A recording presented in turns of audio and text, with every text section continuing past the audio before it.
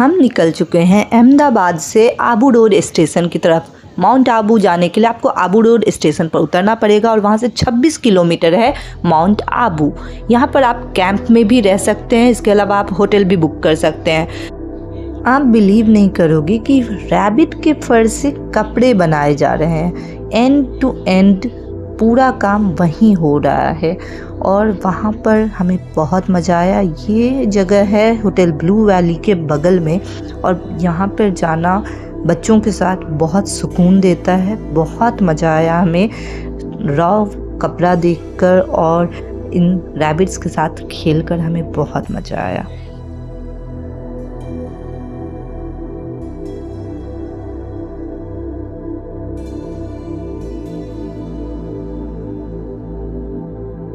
यहाँ पे रैबिट के फर से ये प्यारा प्यारा कपड़ा बन रहा है। माउंट आबू की अगर ब्यूटी आपको एंजॉय करनी है तो सबसे पहले पहुंचते ही आप बाइक ले लो किराए पर।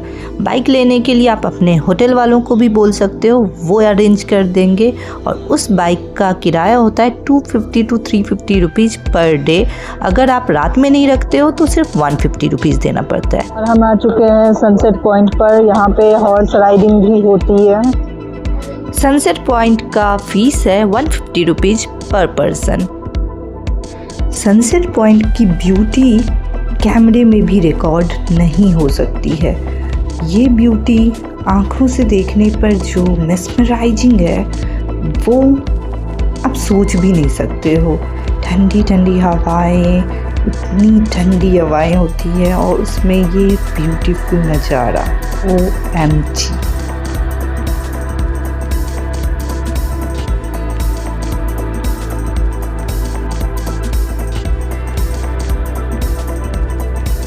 इस व्यू को और भी मज़ेदार बनाने के लिए आप अपने साथ नीचे में दुकान से मैगी खरीद कर साथ में ले जा सकते हैं और वहाँ बैठकर मैगी खाते खाते ये व्यू एंजॉय कीजिए।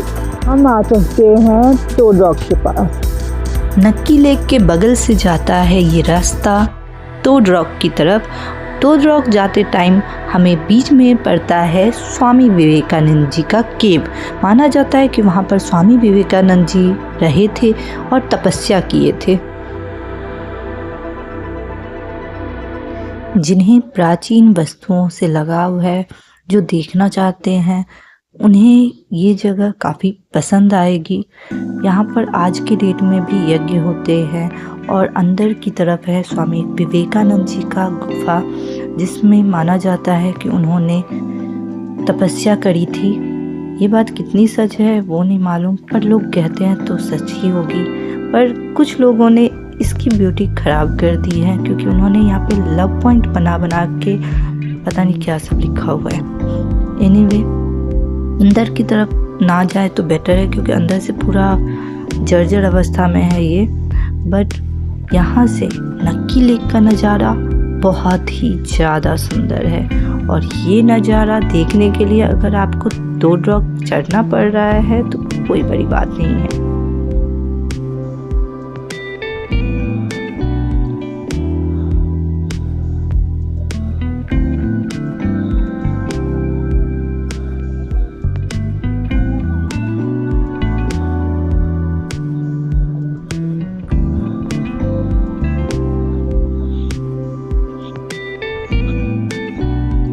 अरावली की पहाड़ियों के बीच ये नक्की लेक है।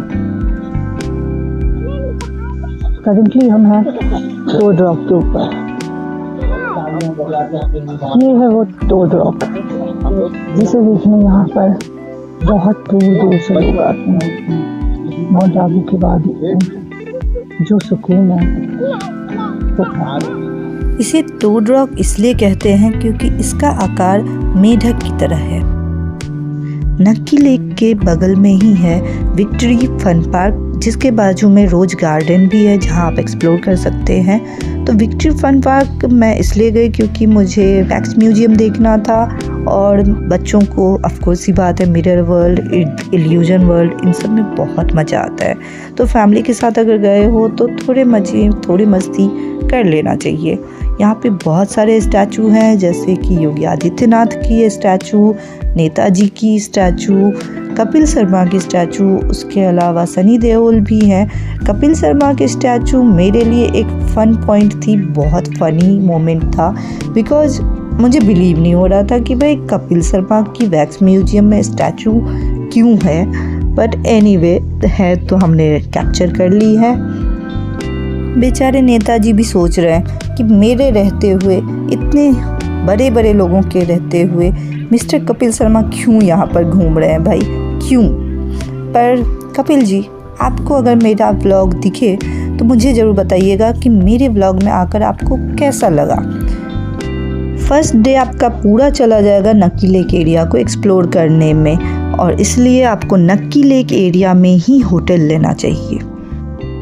इस जगह को एक्सप्लोर करने के बाद हम निकल गए यूनिवर्सल पीस हॉल, और उसके ठीक बाजू में था अर्बुदा देवी शक्तिपीठ। यहाँ पर हमें बहुत बहुत बहुत ज़्यादा मज़ा आया, बहुत थके भी क्योंकि बहुत लंबी लंबी सीढ़ियाँ चढ़ी, बहुत सारे बंदर देखे और बहुत मज़ा आया। सीढ़ियाँ चढ़ने में तो सबसे ज़्यादा बैंड बज गई क्योंकि बहुत लंबी सीढ़ियाँ हैं, मगर रास्ते भी बहुत खूबसूरत हैं क्योंकि इन रास्तों पर लाइन से बहुत सुंदर सुंदर दुकानें हैं और उनके सामानों को एक्सप्लोर करते करते कब टाइम बीत गया पता भी नहीं चला।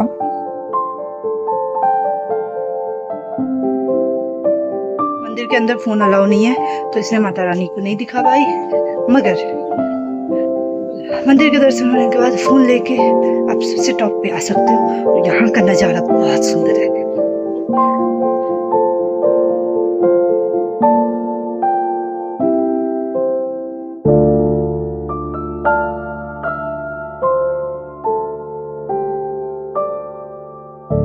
अगर पॉसिबल हो सके तो आप यहाँ पर हाइट पे एक होटल लीजिएगा, वहाँ से व्यू बहुत अमेजिंग है।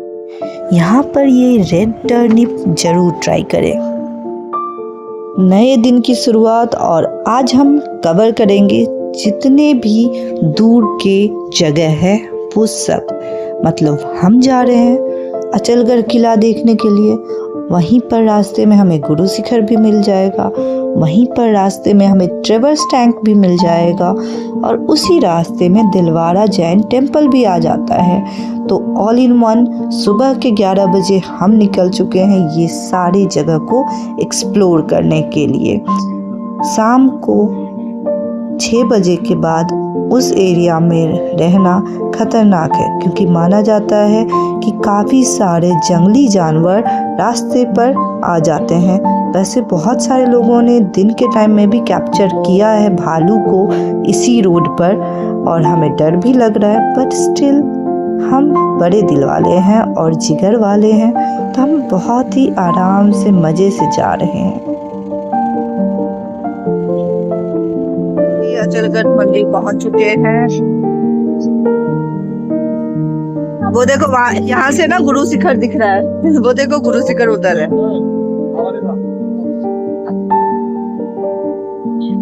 मस्त है यार। अचलगढ़ किला में किला टूट चुका है, किले की एक दीवार बची है बस, और मंदिर है चामुंडा माता का। सीढ़ियाँ चढ़नी पड़ेगी, पर माता का मंदिर है तो सीढ़ियाँ कैसे नहीं चढ़ोगे। भक्ति है तो शक्ति है, और जब शक्ति आएगी तो भक्ति दिखेगी। तो चलो चलते हैं। जय माता दी।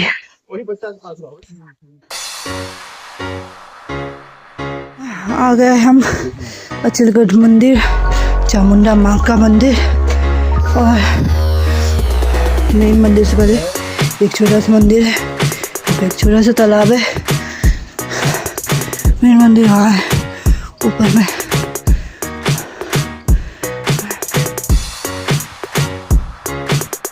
Unbelievable view from Achalgarh temple. लगा था कि कुछ नहीं है, बट बहुत कुछ है। My God. नीचे में अचलेश्वर महादेव का मंदिर है। हम इस हाइट पे हैं अभी। अचलगढ़ टेम्पल से नीचे की सीढ़ियाँ उतरते समय हम पहुँचे हैं ये जैन मंदिर।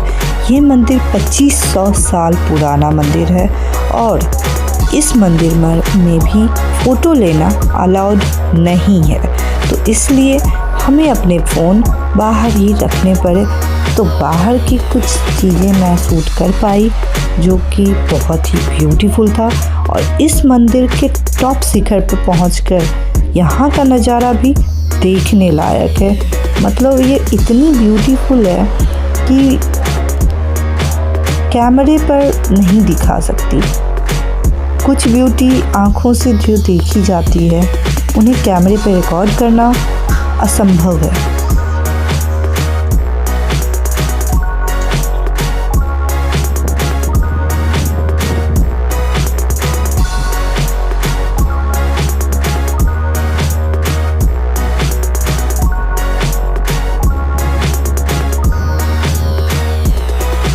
यहाँ से तो मेरा जाने का मन ही नहीं कर रहा था। ये ब्यूटी मेस्मराइजिंग है और यहाँ एक बार आ जाओ तो ठंडी ठंडी हवाओं में गुम हो जाओ।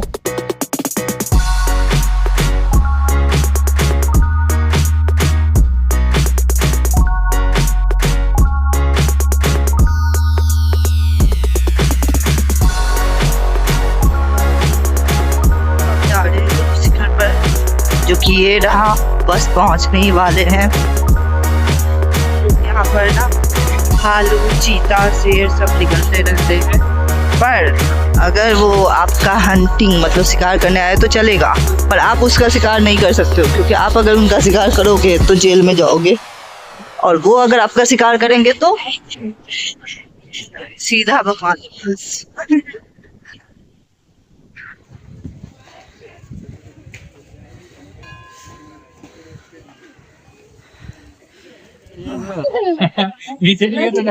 फाइनली पहुंच चुके हैं। Beautiful scenery.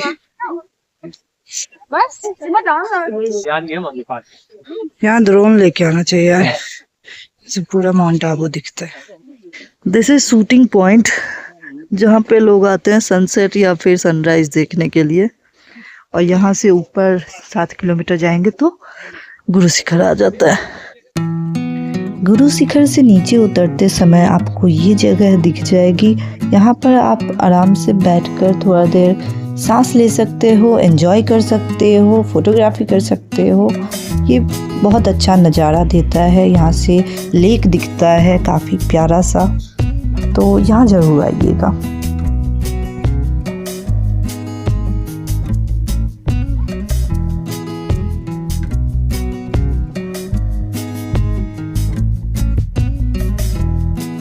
ये है दिलवाड़ा मंदिर। यहाँ पे जाओगे तो आपको फोन तो अलाउड नहीं है, फोन अलाउड नहीं है। आप जाना चाहते हो जा सकते हो, आराम से भगवान जी को प्रणाम कर सकते हो, फोन में दिखा नहीं पाऊंगी। माउंट आबू में हर जगह पर हुक्का और वाइन शॉप एक कॉमन चीज है, आपको हर जगह दिख जाएगी। सुबह के 7 बजे।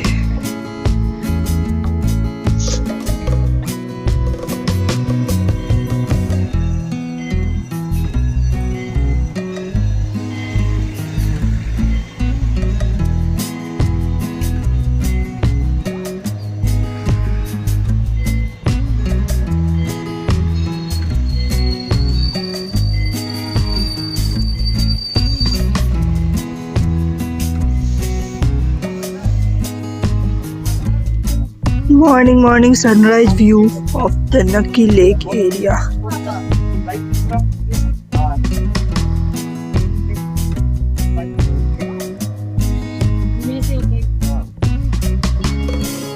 नक्की लेक के बाजू में है ब्रह्मा कुमारी म्यूजियम। अगर आप ब्रह्मा कुमारी के फैन हो तो म्यूजियम जरूर जाना। ब्रह्मा कुमारी म्यूजियम में जब हम एंटर करते हैं तो ये प्यारा सा शिवलिंग नज़र आता है, और उसके बाद जब अंदर की तरफ जाते हैं तो पता चलता है कि वहाँ पर ऑलरेडी एक गाइड मिलती हैं जो कि सब कुछ समझाती हैं, इस हॉल के बारे में बताती हैं और बहुत सारी नॉलेज भी प्रोवाइड करती हैं। तो यहाँ आकर कुछ मिले ना मिले मगर सुकून का मिलना गारंटी है।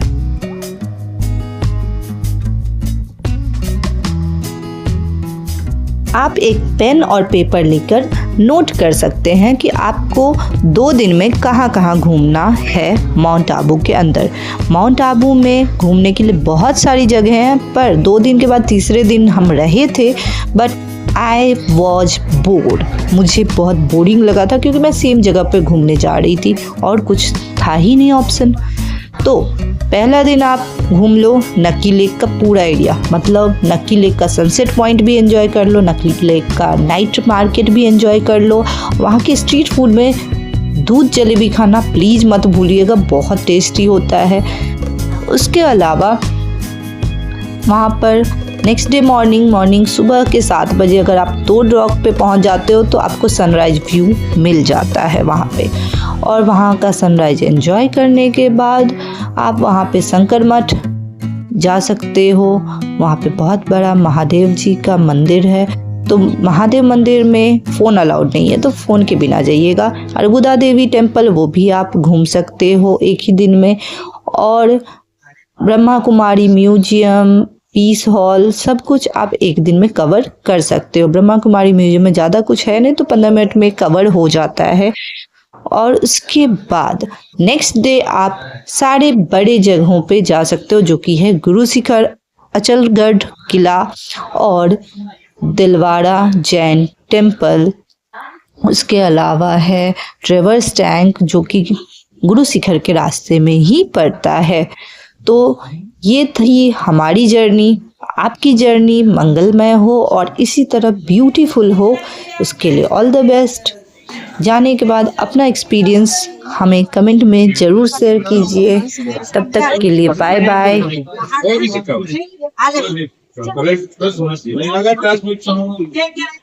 बच्चियों का डालना है सिक्का।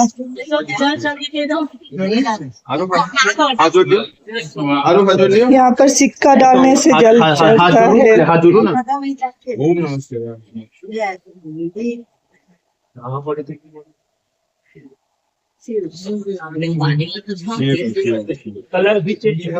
पाइन से पूछ दे बुच्ची को।